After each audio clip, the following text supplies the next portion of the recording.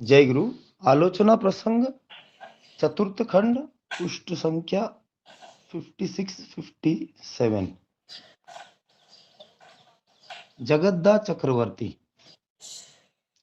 जो ज्ञान योगी व कर्मयोगी है वे तो काल का प्रभाव अतिक्रम कर सकते हैं।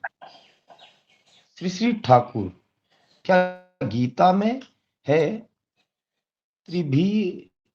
त्रिभीर्गुणमय त्रिभीर्गुणमय सुबोध सेन।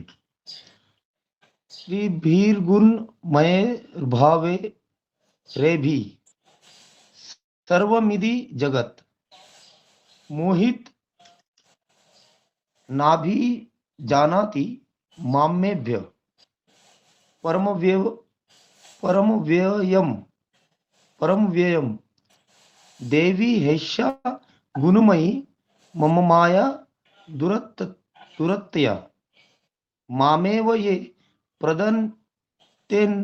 प्रदन्ते मायामिता तरन्ति ते। गीता का श्लोक है 7वां अध्याय, मेरे ख्याल से 13-14। अर्थात इन गुणमय 3 प्रकार के पदार्थों से मोहित हुआ यह सब जगत इनमें श्रेष्ठतर मुझ अविनाशी को नहीं जानता है। 13। यह मेरी गुणमयी देवी माया निसंदेह दुरस्त है, पर जो एकमात्र मेरी शरण ग्रहण लेते हैं वे इस माया से तर जाते हैं। 14। श्री श्री ठाकुर। चाहे कर्म द्वारा हो या ज्ञान द्वारा उनकी शरण में जाना ही पड़ेगा। उनसे युक्त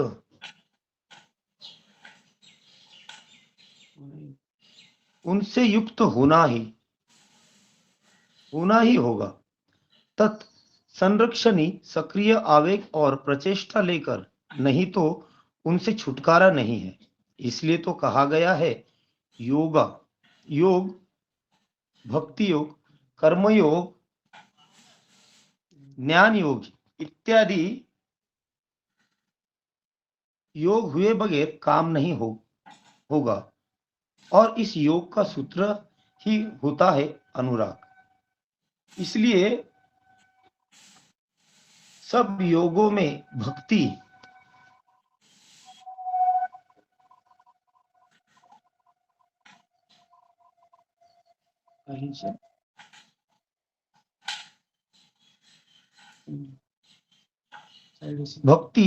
अनुस्तुत है। भक्ति के साथ साथ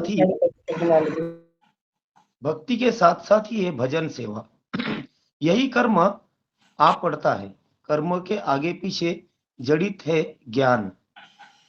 कर्म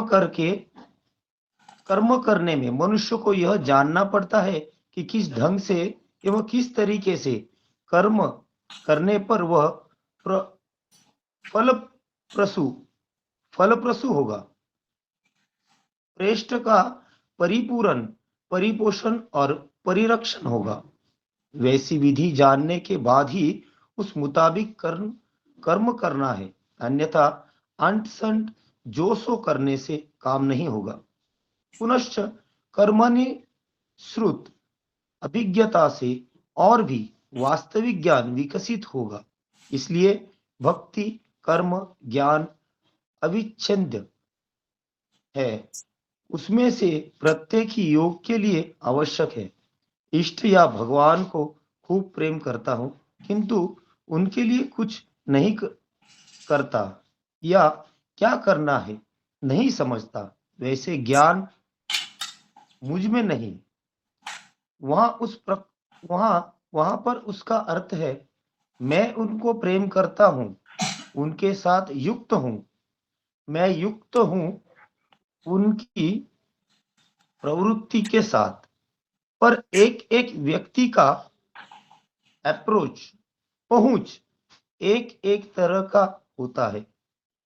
किसी को काम की और बेशी झोंक होता है तो वह काम काज ही पसंद करता है और करता भी वही है किसी किसी में इमोशन भावावेग अधिक होता है।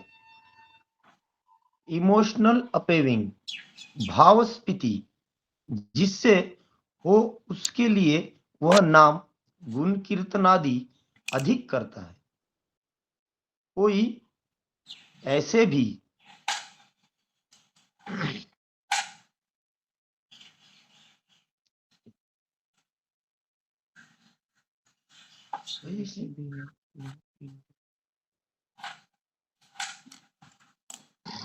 Intellectual minded.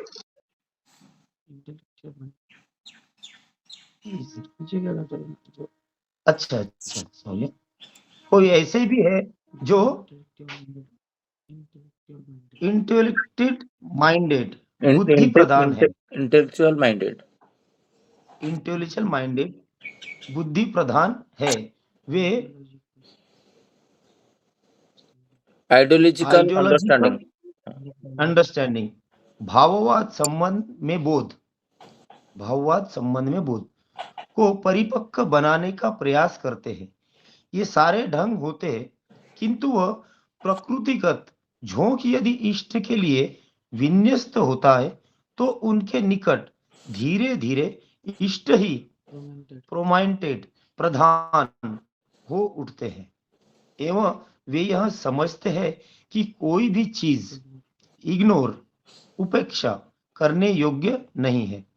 जो कर्म प्रधान है वह यह देखता है कि आवेग एवं बोध नहीं रहने पर कर्म नीरस और निष्फल हो जाता है। फिर आवेग प्रधान जो है वे देखते हैं कि इष्टार्थपूर्णी कर्म और ज्ञान नहीं रहने पर उनके द्वारा सुख सुविधा नहीं पहुंचाई जा सकती है। और ज्ञान तपस्वी जो होता है वह देखता है कि इष्ट के लिए आवेग और कर्म प्रचेष्टा नहीं रहने पर सारे ज्ञान व्यर्थ हो जाएंगे। इस प्रकार प्रत्येक का मेड टूट जाता है। भक्ति कर्म ज्ञान के समन्वय से ही मनुष्य सहज बन जाता है, पर निश्चित रूप से यदि वह अकपट हो। इसलिए भक्ति कर्म ज्ञान किसी का कोई विरोध नहीं, प्रत्युत एक दूसरे का परिपूरक है। जय गुरुदादा।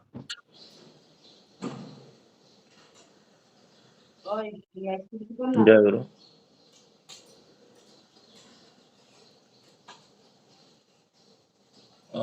आज का विषय वस्तु दीपक दा प्रयास के पढ़ने के लिए शायद नेटवर्क इशू है कि पता नहीं, बट थोड़ा थोड़ा बीच बीच में गैप हो जा रहा था। और आज कल का जो विषय वस्तु का कंटिन्यूएशन ये है, श्री श्री ठाकुर जी के पास जो रखा गया है यहाँ पर, ये जगत चक्रवर्ता श्री श्री ठाकुर जी को एक क्वेश्चन यहाँ पर, अच्छा क्वेश्चन, बहुत बढ़िया प्रश्न पूछे हैं। ये जो ज्ञान योगी व कर्मयोगी हुए वो तो काल का प्रभाव अतिक्रम कर सकते हैं। श्री श्री ठाकुर जी गीता का एक वाणी यहाँ पर श्लोक जो है यहाँ पर रखें। इसके बाद विस्तृत भाव से ये भक्ति योग कर्मयोग ज्ञान योग के बारे में आलोचना हुआ है और साधारण मनुष्य इसको कैसे समझे, इतना सरलीकृत करके बताए जो मनुष्य का कोई समझने के लिए कोई भ्रांति व ग्रंथ ये नहीं रहेगा। तो मैं चाहता हूँ इसी संबंध में मनोरंजन भाई ये थोड़ा सा आलोचना रखिए, फिर बाकी लोग हैं जो भी आलोचना रखना चाहते हैं रखेंगे। मनोरंजन भाई, मनोरंजन पात्र भाई। टॉपिक एक्चुअली कल पढ़ा नहीं था, फिर भी मैं लाइन बाय लाइन थोड़ा आलोचना कर लेता हूँ। जय गुरु सभी को। जगद्दा पूछ रहे जो ज्ञानयोगी या कर्मयोगी है वे तो काल का प्रभाव अतिक्रम कर सकते हैं, क्वेश्चन कर रहे हैं। श्री ठाकुर ने गीता में बोले है, गीता का एक श्लोक बोले है, त्रिभिगुणमय भगो रिभे सर्वमिदं जगत मोहितं नाभिजानीता मामभ्य परम व्ययम देवी यस्य गुणमयी मम माया दुरस्तया मामेवये प्रधान प्रपद्यते माया में तंग तरोतिंग ते। अर्थात इन गुणमय तीन प्रकार के पदार्थ में महिमा हुआ, ये सब जगत इससे श्रेष्ठतर मुझे अविनाशी का नहीं जानते हो। तो श्री ठाकुर क्या बोले, चाहे कर्म द्वारा हो और ज्ञान द्वारा हो, उसकी शरण में जाना ही पड़ेगा। मतलब आप जो कौन सा भी योग में जाओ, भक्ति मार्ग हो, कर्म योग हो, ज्ञान योग हो, तो सब योग का मूल मंत्र है वही। तो आप जिस योग में आप संसार को जीना चाहते हो जी सकते हो, बट सबके मूल मंत्र जो है ना, उनके शरण में, मतलब भगवान का शरण में जाना पड़ेगा, गुरु के शरण में जाना पड़ेगा। जब श्री कृष्ण स्वयं स्वयं भगवान थे, जब आप कर्मयोग का ज्ञान दे रहे थे अर्जुन को, जब अर्जुन को बैटल फील्ड में दे रहे थे, तो वहां पे क्या है ना, वो गुरु थे। तो सब जगह में वही बोले कि आपको गुरु गुरु का शरणापन्न होना पड़ेगा। श्री ठाकुर बोले आप कौन सा योग भी जा रहे हो, but end of the day आपको गुरु का उनका शरण में ही जाना पड़ेगा।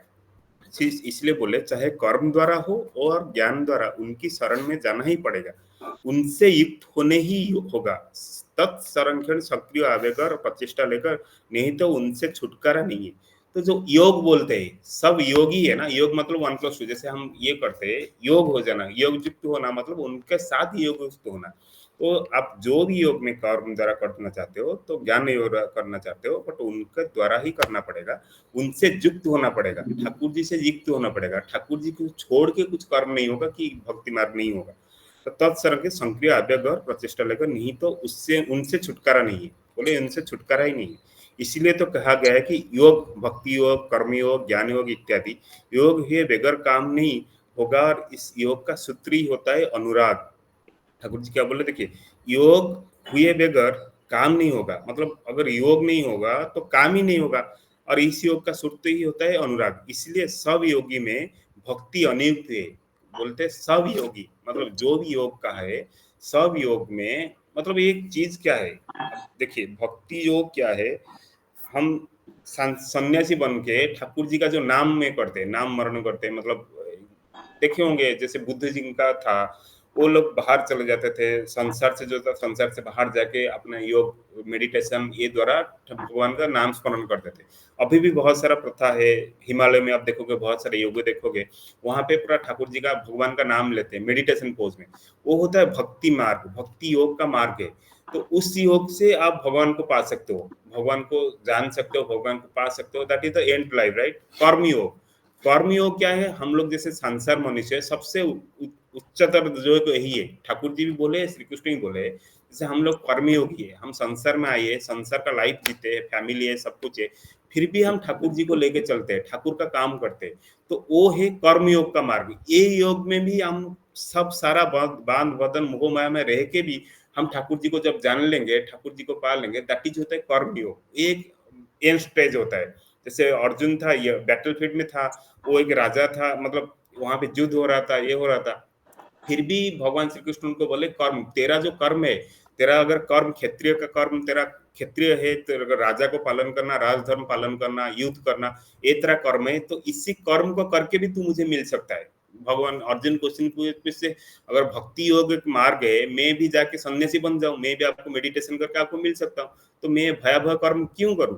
भयावह कर्म मतलब यहाँ पे युद्ध करना, मारना लोगों को, मेरा संबंधी को मारना। तो भगवान श्री कृष्ण बोले ऐसा नहीं है, तू क्षत्रिय है, और क्षत्रिय का जो धर्म है, और इसी धर्म को अगर ठीक से पालन करेगा, उसी हिसाब से कर्म को करेगा, देन इसी कर्म योग के माध्यम से भी तू मुझे प्राप्त हो सकता है। यही ठाकुर बोले, भक्ति योग है कि कर्म योग है कि ज्ञान योग, जो भगवान को जानते हैं, ज्ञान के द्वारा अगर जानने की चेष्टा करेंगे, अगर ज्ञान योग में भी जाएंगे, तो वो भी भगवान को हम पा सकते हैं। बट तीनों योग का मूल मंत्र जो है भक्ति, तो उनको भक्ति करना, उनको हम जितना भक्ति करके चलेंगे, उसी हिसाब से हमारा योग सूत्र सफल होगा और हम उनको मिल सकते हैं। तो यही बोले कि इसलिए सब योग में भक्ति अनिश्चित है, भक्ति चाहिए। भक्ति के साथ साथ ही होता है भजन सेवा, मतलब भक्ति के साथ होता है भजन सेवा, यही कर्म यहाँ पड़ता है। कर्म के आगे पीछे जड़ित है ज्ञान। बोले जो कर्म करते हैं ना, कर्म के आगे जो पीछे सब चीज में ज्ञान ही जड़ित है। कर्म करने में मनुष्य को ये जानना पड़ता है कि किस ढंग से एवं किस तरीके से कर्म करने पर वह फलश्रुत होगा, पृष्ठ का परिपूर्ण, परिपोषण और परीक्षण होगा। ठाकुर जी बोले कर्म मतलब फिर क्या कर्म करे, कर्म नहीं, कैसा नहीं, बहुत सारा कर्म है। कोई शराब बेच रहा है, कोई खराब काम कर रहा है, वो तो कर्म है। मैं अभी जाके बोल रहा हूँ, ये भी कर्म है। आप लोग सुन रहे हो, ये भी कर्म है। कोई अभी जाके सो के आराम से 10 बजे उठेगा, वो भी अपना कर्म कर रहा है, सोना भी एक कर्म है। कोई सुबह उठ के मेडिटेशन कर रहा है, ठाकुर जी का ध्यान कर रहा है, ये भी कर्म है। तो कर्म करे, क्या कर्म करे? वो तो फिर वो कर्म में भी ऐसा नहीं कि जो भी कर्म है सारा कर्म अच्छा है, नहीं। तो ठाकुर जी क्या बोले, कर्म करने के लिए मनुष्य को जानना पड़ता है कि किस ढंग से एवं किस तरीके से कर्म करने पर वो फलश्रुत होगा। मतलब कौन सा कर्म अच्छा कर्म है, हमको जैसे विधान ठाकुर जी पूरा गाइडलाइंस दिए, यही यही कर्म है, यही यही कर्म के द्वारा आपको करना है। सुबह उठना है, ये करना है, आपका जो कर्म है। आप अगर जॉब भी करते हो, उस जॉब को कैसे अच्छी तरह से करें, और संसार के लिए क्या रोल है, परिवार के लिए क्या रोल है, ये सब हमको गाइडलाइंस दिया हुआ है। तो वो जो कर्म है ना, वो ज्ञान के द्वारा परिचालित है, उसके पीछे कोई बोला है। तो अगर उसको हमको मैं जितना अच्छे से करूँ, तो वो पृष्ठ का परिपूर्ण करता है, मेरा जो कर्म है परिपोषण करता है, और परीक्षण होगा।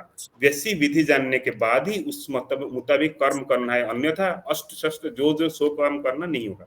जैसे बोला, जो कोई कर्म करता है, अभी कोई जाके जैसे कोई बच्चर होगा, चिकन को काट रहा होगा, ये भी कर्म कर रहा है। कोई अच्छा मंदिर में पूजा कर रहा है, आप सुन रहे हो, मैं बोल रहा हूँ, ये सब बैठे, सब लोग कर्म करे। पर कौन सा कर्म अच्छा है, कौन सा कर्म नियति द्वारा है, कौन सा कर्म ज्ञान युक्त है, वही उसी मुताबिक आपको कर्म करना पड़ेगा। वैसे तैसे सब कर्म में आप कर्मयोग नहीं हो पाएगा। पुनश्च कर्मणि शुद्ध अभिज्ञता से और भी वास्तविक ज्ञान विकसित होगा। इसलिए भक्ति, कर्म, ज्ञान अविच्छेद है। बोले ये तीनों ही अविच्छेद है, तीनों तीनों के द्वारा है। ऐसा नहीं कि एक ही कर्म, एक कोरिलेशन है, एक छोड़ के आप ओनली ज्ञान जो करोगे, कर्म नहीं है, ऐसा नहीं होगा।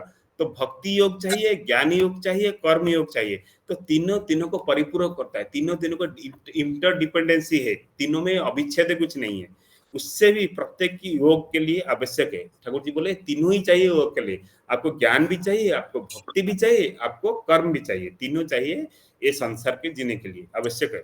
इष्ट या भगवान को खूब प्रेम करता हूँ, किंतु उनके लिए कुछ नहीं करता या क्या करना है नहीं समझता, वैसा ज्ञान मुझ में नहीं है। ठाकुर जी बोले मैं बोलता हूँ ईश्वर को बहुत प्रेम करता हूँ, मतलब बट उनके लिए कुछ करूँ ऐसा नहीं कर सकता हूँ। बट ठाकुर जी ये इनको खराब सोच रहे, बोल रहे कि ऐसा जो कर्म करते हैं ना, ये मुझ में नहीं है, ये मेरे लिए नहीं है। ये तो अपने हिसाब से, अपना प्रवृत्ति के हिसाब से वो बोलता है, मैं ठाकुर को प्रेम करता हूँ, बट ठाकुर के लिए कुछ करेगा नहीं। तो ऐसा प्रेम मुझ में नहीं है।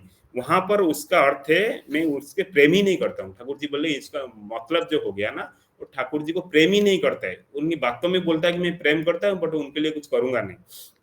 ठीक है, उनके साथ युक्त नहीं हूँ, मैं युक्त हूँ अपने प्रवृत्ति के साथ। ठाकुर जी देखिए एग्जैक्टली सेम बोले कि वो प्रवृत्ति के माध्यम से बोल रहा है। कभी कभी बोल देगा अपना आत्म सृष्टि, आत्मा को बढ़ाने के लिए, आत्म प्रतिष्ठा करने के लिए, कभी कभी कुछ ना कुछ बोल देगा, मैं ठाकुर जी को बहुत प्रेम करता हूँ, भगवान को बहुत प्रेम करता हूँ। पर भगवान को अगर प्रेम करते हो, भगवान का जो मार्ग है उसी मार्ग से जाना पड़ेगा। अर्जुन, श्री अर्जुन जैसे बोले श्री कृष्ण को, बोले मैं तो मतलब श्री कृष्ण को बहुत प्रेम करते थे, उनका सखा थे, बंधु थे, सब कुछ थे। पर प्रेम करना अलग चीज है। प्रेम करना ये मतलब नहीं कि श्री कृष्ण स्वयं भगवान अर्जुन के लिए युद्ध लौट देंगे। मतलब अगर भगवान चाहते एक ही झटके में महाभारत खत्म करते थे, बट ऐसा नहीं किए। वो आप उसको कर्मयोग बताए। अर्जुन कर्मयोग सीखने पर अपना युद्ध खुद लड़ा, खुद लड़ने के बाद ही वो सक्सेस हुआ। ऐसा नहीं कि भगवान उसके लिए लड़ रही है। जो ठाकुर जी हमको जो विधान दिए है, जो कर्म दिए है, तो वो कर्म के हिसाब से हम ठाकुर जी को भक्ति रख के वो कर्म को कैसे करना है उसको ज्ञान लेके उसी कर्म को हमको करना पड़ेगा। अगर हम कर्म किए तभी जाकर हम ठाकुर जी को, मतलब ठाकुर जी हमको अच्छे लगे, मतलब हम ठाकुर जी को पा सकते हैं।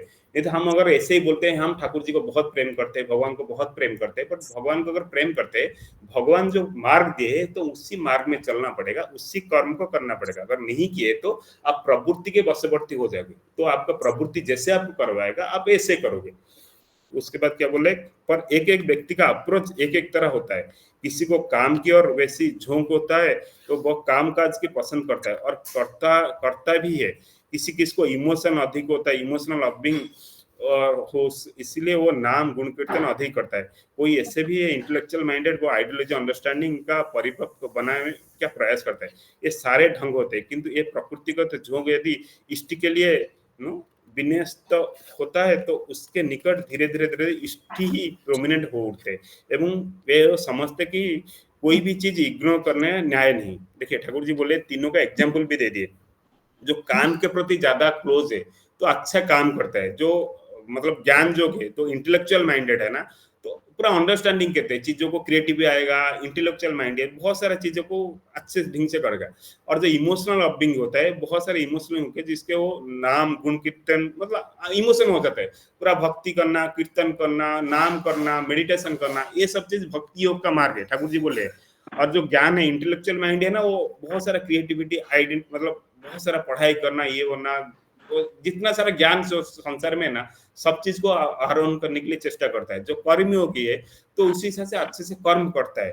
तो बोलते हैं सारा जो ये तीनों को चीजों को अच्छे ढंग से अगर करते हो ना, धीरे धीरे वो इष्टों के प्रति आकृष्ट हो जाता है, तो वो इष्टों के करीब चला जाता है, भगवान के करीब चला जाता है। ठाकुर जी यही बोले कि तीनों को, किंतु ये प्रकृतिगत झोंक यदि इष्ट के लिए विन्यस्त होता है तो उसके निकट धीरे धीरे इष्ट ही प्रोमिनेंट हो उठते हैं, एवं ये वो समझते हैं कि कोई भी चीज इग्नोर करने का योग नहीं है। तो धीरे धीरे ये सब करके ना, ये सब अच्छे से आप जितना भी करोगे तो धीरे धीरे आप इष्ट के प्रति आकृष्ट हो जाओगे। जो कर्म प्रधान है वो ये देखता है कि आवेग में बोध नहीं रहने पर कर्म नीरस और निष्फल हो जाता है। जो कर्म मार्ग है, कर्मयोगी है, जो कर्म को प्रधान मानकर चलता है ना, वो देखता है कि आवेग अंग में बोध नहीं रहने पर कर्म नीरस और निष्फल हो जाता है। अगर उसमें बोध नहीं है, आवेग नहीं है, इच्छा नहीं है, तो धीरे धीरे वो लेजी हो जाएगा। जैसे आप अगर किसी को आप जॉब करते हो कि कुछ करते हो, तो पहले देखोगे ना आप कितने इंटरेस्ट के साथ कर्म करते हो, मतलब बहुत ही इंटरेस्ट लगेगा, सुबह जाके आराम से जो नया चीज सीखने को मिलता है। बट थोड़े देर बाद जाओगे, जब कंफर्ट जोन में आ जाओगे, तो आप कर्म में निष्फल हो जाएगा। कुछ अगर आवेग नहीं रहता है, नया चीज सीखने का मौका नहीं मिलता है, नया काम करने का मौका नहीं मिलता है, धीरे धीरे जड़ हो जाता है। ठाकुर जी बोले कर्म नीरस और निष्फल हो जाता है।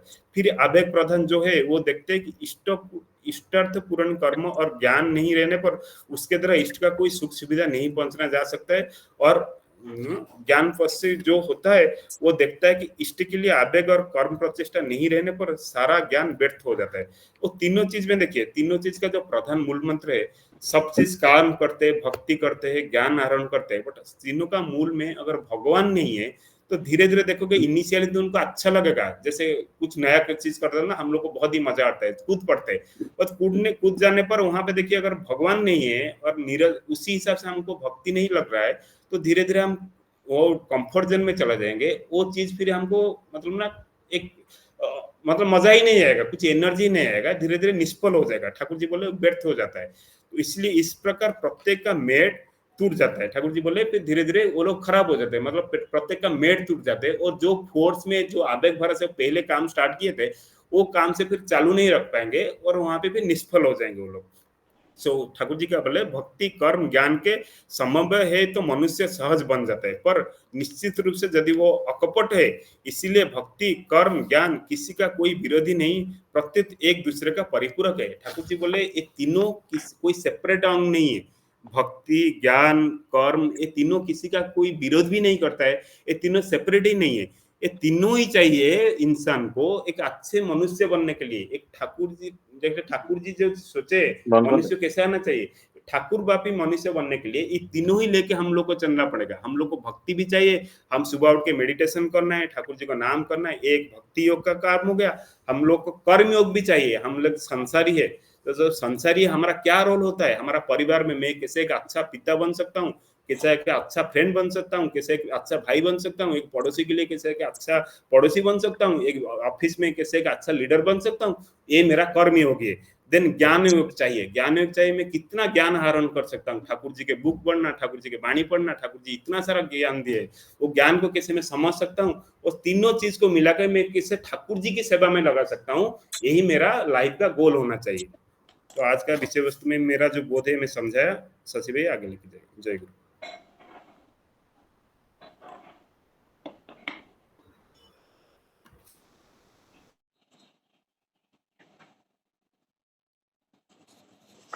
जय गुरु। आज का विषय वस्तु गीता का श्लोक के ऊपर है, ये भक्ति योग कर्म योग ज्ञान योग, ये तीनों को विस्तृत रूप से मनोरंजन भाई आलोचना रखें। और ये विषय वस्तु एक्चुअली मैं बैठ के अभी अंडरलाइन कर रहा था। बहुत व्यापक विषय वस्तु है और इसमें कोई कोई एक योग को पकड़ के ईश्वर को प्राप्ति करना एकदम असंभव है। और जिसके पास ज्ञान है और वो ज्ञान को जब तक वो कर्मों के द्वारा मूर्तिवंत नहीं करता है तो वो खुद ही नहीं जानता है वो क्या इम्प्लीमेंटेशन कर सकता है। जैसे रंगोली का ज्ञान किसी के पास है बट जब तक वो रंगोली का रूपरेखा नहीं देता है और ये रंगोली का रूपरेखा देने के लिए कर्मयोग का चाहिए और उसको सुंदर बनाने के लिए भाव चाहिए, भक्ति चाहिए। तो कहीं पे भी कुछ भी करे, ये आज का विषय वस्तु एक्चुअली बहुत व्यापक विषय वस्तु है। मैं कुछ आलोचना रखूंगा बट ये विषय वस्तु को हम लोग एक बार फिर कल पढ़ेंगे और आलोचना रखूंगा। मैं छोटा सा उदाहरण देता हूँ। कल हम प्रदीप बेरा भाई में वही बातें कर रहे थे जे मनुष्य के अंदर ये जो कोई किसी का ज्ञान है, ज्ञान योग के द्वारा ईश्वर को खाली प्राप्त नहीं हो पाएगा क्योंकि उसको खाली ज्ञान है और कुछ नहीं करता है, हो पाएगा? असंभव। और खाली भक्ति है और उसका वो कर्म नहीं करेगा और उसको कैसे निष्पादन किया जाए वो भी नहीं होगा, तो वो निष्क्रिय हो जाएगा। ठाकुर जी इधर तीनों का मिला के दिए हैं जे जो कर्ममुखी होते हैं। कुछ कुछ गुरु भाई आप देखोगे, मैं क्यों उदाहरण दे रहा हूँ, गुरु भाई वो बहुत कर्ममुखी होते हैं और जो भी काम दो वो फटाफट कर लेते हैं। कुछ कुछ गुरु भाई होते हैं जो इमोशनल होते हैं, वो आपका भजन कीर्तन करना कि आपका जाजन करना, ईश्वर का गुण कीर्तन करना, ये सब करते हैं और उनका उसके अंदर वही खाली भाव क्रिएट होता है, वो करते हैं। और कुछ कुछ लोग होते हैं जो साइंटिफिक माइंड में रहते हैं, कुछ इंटेलेक्चुअल बात करते हैं, कारणोमुखी होते हैं। कोई बातें होता है तो इसको तात्विक स्तर में लेके जाते हैं, उसको साइंटिफिक में समझने के लिए जानना चाहते हैं, बहुत सारा अध्ययन करते हैं, रिसर्च करते हैं। ये थ्री टाइप्स माइंड होता है। बट श्री ठाकुर इधर क्या बोल रहे हैं ना, ये भाव जो तीनों स्तर का होता है, एक होता है कर्म और इमोशनल भक्ति और इंटेलेक्चुअल माइंड जो ज्ञान योग का बात की है, ये तीनों का सम्मिश्रण जब तक नहीं होता है तब तक कौन से कोई भी कार्य संपादन नहीं हो पाएगा। फर्स्ट एग्जाम्पल दिए, जो कोई प्रकृतिगत भाव से यदि इष्ट के लिए विन्यस्त होता है तो उनके निकट धीरे धीरे इष्ट की प्रोमिनेंट हो जाता है। ये तीनों के तरह वो क्या करता है, धीरे धीरे आकृष्ट होता है। गुणगान करने से भी ठाकुर जी के प्रति आकर्षित होता है। ठाकुर जी का कोई कर्म करने से वो ठाकुर जी के प्रति आकर्षित होता है और ठाकुर जी का ज्ञान योग में वो इनको रिसर्च करके जाजन करके वो सब करने से वो भी आकर्षित होता है। उनके लिए तीनों के लिए प्रोमिनेंट कौन होता है, इष्ट होते हैं, ईश्वर होता है।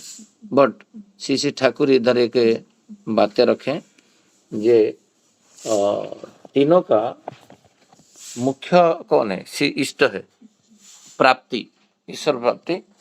बट तीनों से श्री ठाकुर क्या बोले, जे एक जो कर्म जो करता है, सपोज उसके पास भाव नहीं है, मतलब आवेग नहीं है, श्रद्धा नहीं है, खाली कर्म करता है और उसको ज्ञान भी नहीं है ये कर्म कैसे किया जाए, तो वो कैसे। शशि भाई थोड़ा सा मैं कुछ बोलूं क्या? तो मैं बीच में रोक रहा हूँ थोड़ा सा आपको। हाँ बोल सकते हैं, खाली जस्ट ये मैं उदाहरण देता हूँ, ठाकुर जी का एक उदाहरण देता हूँ फर्स्ट वाला पॉइंट का। कर्म करने का उसका आवेग उसका कोई भाव नहीं है, कोई ज्ञान नहीं है। फर्स्ट वाला पॉइंट जो ठाकुर जी दिए, मैं इसको स्टार मार के पढ़ रहा हूँ। जो कर्म प्रधान है वो देखता है कि आवेग और बोध नहीं रहने पर कर्म नीरस और निष्फल हो जाता है। और यहाँ पर जो निष्फल का शब्दों का यूज किए हैं, जिसमें फर्स्ट वाला पॉइंट जो इष्ट पृष्ठ का परिपूर्ण परिपोषण और परिरक्षण होना चाहिए।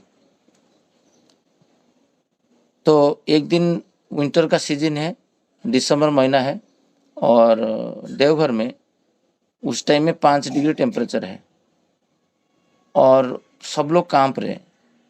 और सुबह सुबह ठाकुर जी 8-9 बजे बैठे हैं और कोई नहीं है वहाँ पर, और पंखा बंद पड़ा हुआ है।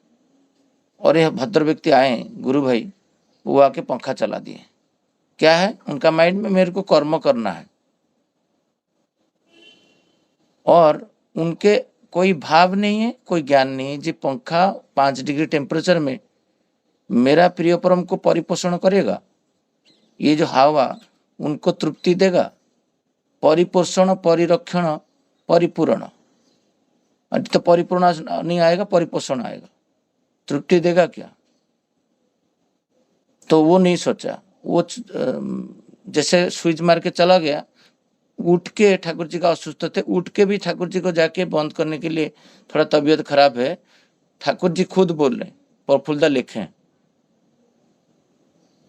प्रफुल्लदा को बुला के ठाकुर जी ये बातें बोले, जे दूर साला खाली खुद का पुण्य के लिए सोचता है और ईश्वर उसमें तृप्त होते कि नहीं देखता है। तो वो तो कर्म करता है। ठाकुर जी बोलता है ये कर्म निष्फल है, क्योंकि उसके अंदर कोई भाव नहीं है, कोई ज्ञान नहीं है। ज्ञानी थोड़ा सा होता, जो 5 डिग्री टेम्परेचर में फैन का क्या जरूरत है। तो मनीष दा आप बोलिए। तो मैं कल तो आलोचना थोड़ा सा करूंगा, आज तो टाइम हो गया। एक का बहुत सारा उदाहरण देना पड़ेगा, नहीं तो समझ में नहीं आएगा ये बातें सब। मनीष दा बोलिए। हाँ, एक्चुअली देखिए अभी ये 3 जो योग है, ज्ञान योग, भक्ति योग, कर्म योग, बराबर। और इसका एग्जाम्पल भी आपने भी चर्चा किया और मनोरंजन भाई ने भी इसका चर्चा किया। लेकिन ठाकुर जी बोल रहे कॉम्बिनेशन, बराबर, तीनों ही चीज का कॉम्बिनेशन। तो मुझे ऐसा लगता है कि यजन याजन इष्टभूति को हम लोग क्या इसके साथ में कोरिलेट कर सकते हैं? अभी जैसे यजन है, तो यजन ये तीनों में से क्या हो सकता है?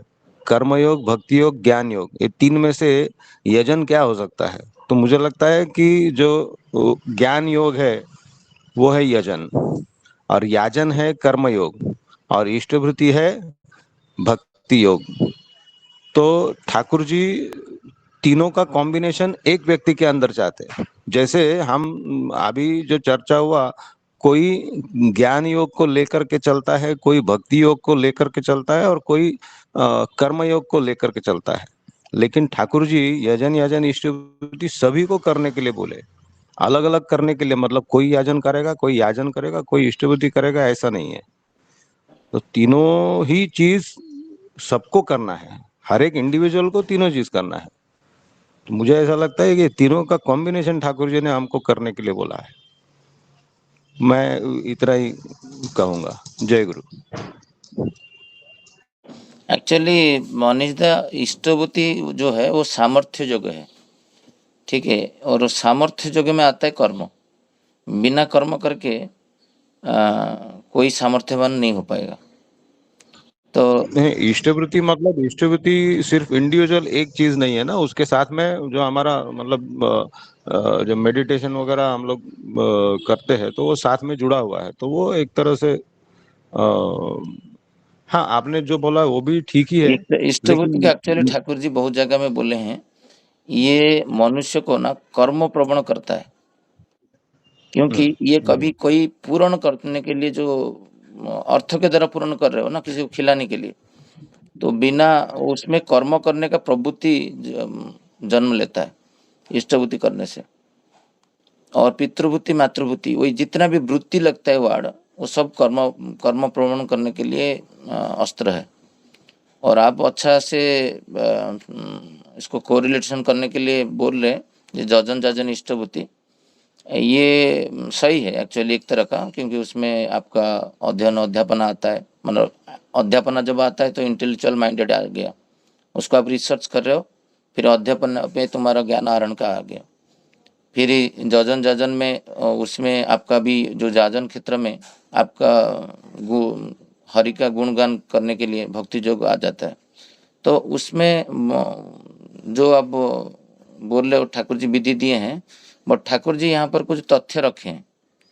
ये तथ्य पहले से था बट इसको विकृत हो गया था। गीता में लिखा हुआ है बट शास्त्रकार जो है उसको कथाकार जो है प्रवचक है वो उसको मिस इंटरप्रिटेशन किए हैं जुग जुग से, और ठाकुर जी इस बार आके फिर इसको जब फिर एक बार नूतन रूप से समझाने के लिए ट्राई किए सेम चीज को। तो जो बातें अभी मैं कर रहा था, जे तीनों योग ही चाहिए, बिना ज्ञान में आप कर्म नहीं कर पाओगे, और बिना भाव जो श्रद्धा जो बोलते हैं, प्रीति बोलते हैं, प्रेम बोलते हैं, ये प्रेम श्री ठाकुर इसलिए बोलते थे जिस सारे जगह में जोग लगा हुआ है।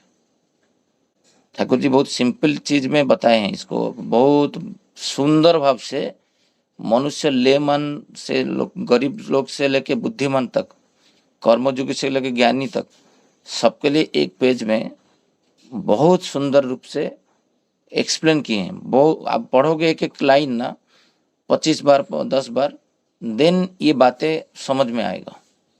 नहीं तो ये समझने के लिए इजी लगता है, बट आप एक ही लाइन छोड़ दोगे दूसरा लाइन समझ में नहीं आएगा। श्री ठाकुर जी इतना सुंदर भाव से बोल रहे हैं, जे योग हुए बेगर काम नहीं होगा। हर जगह में देखो भक्ति योग लगा हुआ है। योग का मतलब है युक्त होना, और ये देखोगे आपका योग जो आता है ये अनुराग से आता है। श्री ठाकुर जी इधर बोले जे इसीलिए योग का सूत्र ही होता है अनुराग, और ये अनुराग जो होता है ये एक के प्रति अनुराग होने से आता है। एक के साथ आप युक्त हो सकते हो, 1000 के साथ युक्त होगे तो आप कर्म नहीं कर पाओगे। तो एक के साथ युक्त होने के लिए उसके लिए अनुराग चाहिए, और ये अनुराग के पीछे है आपका इंस्टीट्यूशनल अटैचमेंट, मतलब दीक्षा। श्री ठाकुर जी इधर प्राण मैंने स्पष्ट भाव से बोले हैं, जे दीक्षा के साथ दीक्षा लेने के बाद करते करते उनके अंदर एक अनुराग पैदा होता है, एक अनुरक्ति जो बोलते हैं, एक के प्रति अनुरक्ति होना। और ये बातें श्री ठाकुर बोल रहे हैं, ये जब होता है और ये भक्ति, इसके ये तीनों योग से श्री ठाकुर जी बोलते हैं जो भक्ति के साथ साथ ही भजन सेवा, भजन का सेवा जो है वो चलन सेवा है, वही इष्ट के पथे चलना है और इष्ट को तृप्ति देना है, प्रीति देना है। तो ये बातें श्री ठाकुर जी रखें, भक्ति योग, ज्ञान योग एवं कर्म योग। इसमें जो 3 टाइप्स ऑफ पीपुल रहते हैं, ये बहुत सुंदर विषय। इसको रिसर्च करके जब भी सत्संग होता है, सत्संग में ये वाला पेज खाली पढ़ के आप पढ़ लोगे तो बहुत लोग को बहुत कुछ समझ में आ जाएगा। श्री ठाकुर जी कितना कैटेगरी बोले हैं, बोलते हैं ना खाली खाली कर्म का बात करता है, उसका कोई भक्ति नहीं है और कोई ज्ञान नहीं है। ये खाली तो आता है खाली नगर कीर्तन में कीर्तन करके चल जाता है, और कभी मैं इसको आनंद बाजार में थोड़ा बोलता हूँ, बाल्टी में थोड़ा दलिया परोस दे, वो नहीं करता है, कभी मैं देखा नहीं। और ये आता है खाली तात्विक बात करता है सत्संग मंदिर में, और कभी मैं इसको भजन कीर्तन करना देखा नहीं, कि जाजन करना देखा नहीं, और ये कि कर्म क्षेत्र देखा नहीं। ये 3 कैटेगरी श्री ठाकुर जी ऑलरेडी दिए हैं। ये इंस्टिक्ट है और इसको जोड़ना होता है। ठाकुर जी बोल रहे हैं किसी के पास बहुत परिमाण में कर्म करने का क्षमता है, तो उसको ज्ञान का जरूरत है, भाव भक्ति का जरूरत है। जिसके पास भाव भक्ति है उसको कर्म का जरूरत है और इंटेलेक्चुअल माइंड चाहिए, और जिसके पास इंटेलेक्चुअल माइंड है उसके पास भाव नहीं है और कर्म नहीं है, वो भी सोचता है मेरा निष्फल है। ये 3 category Thakur ji already describe किए हैं। लास्ट को बोल रहे हैं ये 3 कैटेगरी का जो मैं एक फर्स्ट वाला कैटेगरी का उदाहरण दिया, कर्म करने का प्रबलता, बट उसका तो अंदर भाव नहीं है, भक्ति नहीं है कि ज्ञान भी नहीं है। तो आया, स्विच लगा दिया और सीसी ठाकुर जी कांप रहे हैं। ना इसमें इष्ट परिपूर्ण हुए, ना परिपोषण हुए, ना रक्षा तो दुर्गत। ठीक है, तो ठाकुर जी का स्वास्थ्य भी रक्षा नहीं हुआ। तो ये कर्म ये सही नहीं है। तो इसके अंदर वो इंटेलेक्चुअल माइंड होना चाहिए, बुद्धि होना चाहिए, जे ये परिस्थिति में कैसे मैं परिपूर्ण करूं ईश्वर को। तो कर्म के साथ बुद्धि, ज्ञान, भाव भी चाहिए। तो तीनों सम्मिश्रण नहीं होने से इष्ट को परिपूर्ण, परिपोषण, परिरक्षण ये तीनों नहीं हो पाएगा। तो जो मनीष दा बोले जजन जाजन इष्ट बुद्धि, इसमें सारे योग सन्निहित है 100%।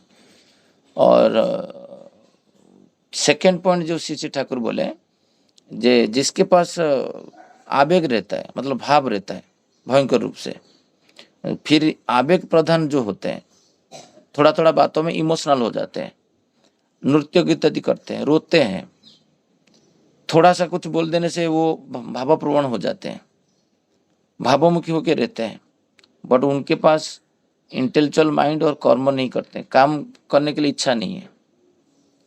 तो फिर आवेग प्रधान जो है वो देखते हैं इष्ट पुराणी कर्म और ज्ञान नहीं रहने पर उसके द्वारा इष्ट को कोई सुख सुविधा नहीं पहुंचाना जा सकता है। खाली आवेग से कुछ नहीं होता है। भाव जो आएगा, बहुत परिमाण में भाव है, बट उसके अंदर कोई कर्म क्रिया करने से कर्म नहीं है और ज्ञान भी नहीं है, उसको कैसे परिपूर्ण माने एग्जीक्यूशन किया जाए, उससे कोई तृप्ति व तुष्टि ईश्वर को मिलने वाला नहीं है, कि संसार को भी मिलने वाला नहीं है। वो सोच रहे आवेग आ रहा है, मैं तो बैंगलोर गया था, बहुत सुंदर रथ यात्रा हुआ था, शोभा यात्रा हुआ था, और रास्ता में मैं देखा था बहुत सारा फ्लावर वगैरह है और नीचे रंगोली डाला हुआ है। ये खाली भाव उत्पन्न हो रहा है, वो देख के भावित तो हो रहा है, बट उसके अंदर वो कौशल नहीं है जो मैं कैसे जाके थोड़ा सा रंगोली खरीदूं और दुकान से और उसको 10 लोग को दूं और मैं थोड़ा सा ड्राइंग करके दे दूं और मैं करूं और थोड़ा सा इंटेलेक्चुअल माइंड लगाए कैसे होगा, और कर्म के द्वारा तो होगा, वो करता नहीं, तो उसमें भी कोई तृप्ति नहीं होगा।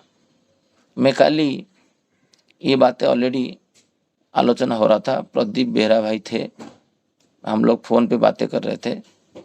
मैं बोला ये जो बातें श्री ठाकुर जी बोल रहे हैं, तुम्हारा ओनली, मेरा अंदर एक आवेग आया। क्या आया, जे हम लोग वर्किंग कमेटी में बोले जे रंगोली डालना है, शोभा यात्रा जाएगा करेगा, बट कर्म व्यस्तता के कारण मैं मेरा जो आवेग है वो परिप्रकाश खाली कर दिया, बट किया नहीं कुछ। तो उसमें ईश्वर को कि लोग जो आएंगे उनको कुछ तृप्ति मिलेगा, जो लोग आएंगे कुछ तो देखेंगे नहीं, रास्ता में रंगोली पड़ेगा तो दिन आँख को दिखेगा, दिन सेंसरी नॉब उसको क्रिएट करेगा कितना सुंदर बना हुआ है, वो तृप्ति उसको धीरे धीरे देगा। बट खाली रास्ता है तो क्या मिलेगा, कुछ नहीं मिलेगा। बट आवेग आ गया, बट इंटेलेक्चुअल नहीं है, कहाँ से कैसे खरीदूं, कैसे किसको दूं, कोई माँ को देने से वो डालेगा, किसके पास कोई स्किल है अनुसंधान करूं, उसके लिए एक्टिव इंग्विजिटिवनेस का जरूरत है।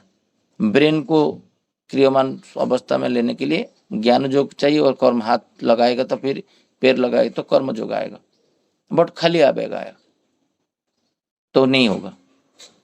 तो बट ये जो आवेग था, ये आवेग को आप इतना इंजेक्ट करोगे किसी के अंदर, और दूसरा व्यक्ति वो क्या करेगा, भावप्रवण होके वो फिर जाके कोई विभूति भाई कल रात को मुझे बोला था, बोले ये कैसे हुआ, मैं तो पैसा नहीं दिया ना, मैं तो खरीदा नहीं, तो ये रंगोली सब उत्सव पेंडल के आगे कौन डाला। वही होता है जब आप अप्रोच कर रहे हो किसी को और आप 10 काम में बिजी हो कर रहे हो, तो बाकी लोग के अंदर एक कर्म प्रवणता सृष्टि होता है। ये शशि भाई 3 काम में 4 काम में बिजी है, मेरे जैसे मेरा बेटा कभी कभी बोलता है, पापा आप इतना टेंशन क्यों लेते हो, मैं थोड़ा, मुझे जो बोलोगे मैं कर दूंगा, तो एक सपोर्टिंग हैंड आपके अंदर धीरे धीरे परिवार में, परिवेश में क्रिएट होगा। श्री श्री ठाकुर जी बोलते हैं ये आवेग से कुछ होने वाला नहीं है। आवेग के साथ कर्म चाहिए और उसको करने का ज्ञान भी चाहिए, कौशल भी चाहिए। ये तीनों सम्मिश्रण होता है। देन आप कभी देखते होंगे माने सोचना, फिर उसको चिंता साथ में चिंता आया, फिर इसको परिप्रकाश किया, फिर इसको एग्जीक्यूशन किया। और ये जो परिप्रकाश के अंदर तुम्हारा आता है प्लानिंग, कैसे कैसे करेंगे, उसमें चाहिए इंटेलेक्चुअल माइंड। और आवेग आता है सचिंता, जो आया भावमुखी हुआ, भाव से उत्पन्न हुआ चिंता, और चिंता को फिर उसको प्लानिंग किया, प्लानिंग के बाद फिर आता है कर्म। ये तीनों चीज नहीं रहता है, खाली इंटेलेक्चुअल माइंड रहता है, खाली प्लानिंग रहता है, कर्म नहीं रहता है, आवेग नहीं। आवेग रहता है, इंटेलेक्चुअल माइंड नहीं, कर्म नहीं। फिर कर्म रहता है, इंटेलेक्चुअल माइंड नहीं, भाव नहीं, तो होगा नहीं कभी। ठाकुर जी इधर क्लियरली बोले हैं ये तीनों ही चाहिए। और जितना भी हम लोग सोचे ना एक ही में कर्म खाली करने से होगा नहीं। जो कर्म तृप्ति नहीं देता है वो कर्म तो निष्फल, ठाकुर जी बोल दिए, गीता बोल रहा है। उनको तृप्ति होना चाहिए, परिवेश को तृप्ति होना चाहिए, मनुष्य को तृप्ति देना चाहिए। तो थर्ड पॉइंट जो है श्री ठाकुर बोले फिर, और ज्ञान पेपेसी जो है ओनली ज्ञान का आलोचना करते हैं। देखते होंगे आपका टीवी चैनल में बहुत सारा प्रवचक मिलेंगे। टीवी चैनल में आप खोलोगे, यूट्यूब में खोलोगे, आपको बहुत कथावाचक मिलेंगे जो करोड़ों में संपत्ति भी अर्न करते हैं खाली कथा बोलने से। आप टीवी चैनल देखते होंगे, बहुत सारा लोग हैं जो कर्म नहीं करते हैं, कथावाचक है, और इसी को एक ऑक्यूपेशन मान के चल रहे हैं और उनको भी पैसा मिल रहा है। तो वो ठाकुर जी बोलते हैं वो सब कुछ जब वो कर्म नहीं करेगा, खाली कथा बोलेगा, तो कुछ दिन के बाद वो भी निष्फल हो जाएगा। क्योंकि ज्ञान पिपासी जो होता है वो देखता है कि इष्ट के लिए आवेग और कर्म प्रचेष्टा नहीं रहने पर सारे ज्ञान व्यर्थ हो जाएगा। उसके लिए इमोशनल भाव चाहिए, भक्ति चाहिए, फिर कर्म निष्पादन वो नहीं करेगा। खाली ऐसी प्रभुपाद जो थे इस्कन का प्रतिष्ठाता, वो खाली जो भजन कीर्तन करके आवेग सृष्टि करके किए नहीं, वो आवेग के साथ इंटेलेक्चुअल मास को कैसे एड्रेस किए हैं। आप देखोगे उनका स्पीच जो है यूरोप में, ऑस्ट्रेलिया में और यूएसए में, जो कितना साइंटिफिकली समझा है, फिर उसके साथ कर्म किए, हाथ में फावड़ा लेके और परिवेश में कितना काम किए हैं, पैदल जाके घर घर जाके काम किए हैं। तीनों जब सम्मिश्रण होता है तो बोलते हैं तो ये तो वैष्णव में है, खाली भक्ति योग करना है, भजन कीर्तन करने के लिए आए। ऐसा नहीं किए। वो तीनों का सम्मिश्रण जब तो नहीं होगा, सब कुछ खाली ज्ञान होगा, खाली स्पीच देगा, मैं खाली स्पीच दूंगा, तो होगा नहीं होगा। वो कुछ दिन के बाद निष्क्रिय हो जाएगा ऑटोमेटिक। वो बोलेगा मैं तो खाली बातें कर रहा हूँ और मेरा अंदर कोई भाव नहीं है, भक्ति नहीं है और कर्म नहीं है, वो नहीं होगा। श्री ठाकुर जी इसलिए बोल रहे हैं प्रत्येक में इस प्रकार प्रत्येक का मेढ़ टूट जाता है। खाली कर्मयोगी जो है ज्ञान और भाव के बिना अधूरा है। जो ज्ञान योग है, जो ज्ञानी है, जो इंटेलेक्चुअल है, वो कर्म नहीं करेगा और उसके तरह इमोशनल नहीं है, प्रेम नहीं है, प्रीति नहीं है, वो भी निष्क्रिय हो जाएगा। और जो प्रेमी है, खाली प्रेम करता है, भाव आता है, कीर्तन करता है, वो कर्मपति विमुख रहता है। और बहुत सारा योग देखते हैं, वो 24 माला जपेंगे और जपना खराब नहीं है, बट एक ही कुछ भी काम नहीं करते हैं। मेरे पास बहुत सारा केस स्टडीज है, खाली बोलते हैं हरि नाम करने से भगवान मिल जाएंगे। ये असंभव है, ठाकुर जी बोल रहे हैं, ये गीता में लिखा हुआ है, लोग समझ नहीं पाते हैं। तो उसको कर्म ही करना पड़ेगा और उसको बुद्धि चाहिए वो कर्म को निष्पादन करने के लिए। ये तीन चीज ठाकुर जी बोल रहे हैं, भक्ति कर्म ज्ञान से समन्वय से ही मनुष्य सहज बन जाता है। पर निश्चय रूप से यदि वो अकपट हो, जो बोलता है मैं ठाकुर जी को प्रेम करता हूँ, मेरा अंदर भाव है, और ठाकुर जी को बोलता है ठाकुर ये 1942-41 का बात है, मैं सबके अंदर भगवान को देखता हूँ, मेरा अंदर एक ज्ञान परिप्रकाश हुआ है, और मैं मेरा उच्च स्तर साधना मेडिटेशन के द्वारा सर्व हृदय में हरि को देखता हूँ, आपको देखता हूँ।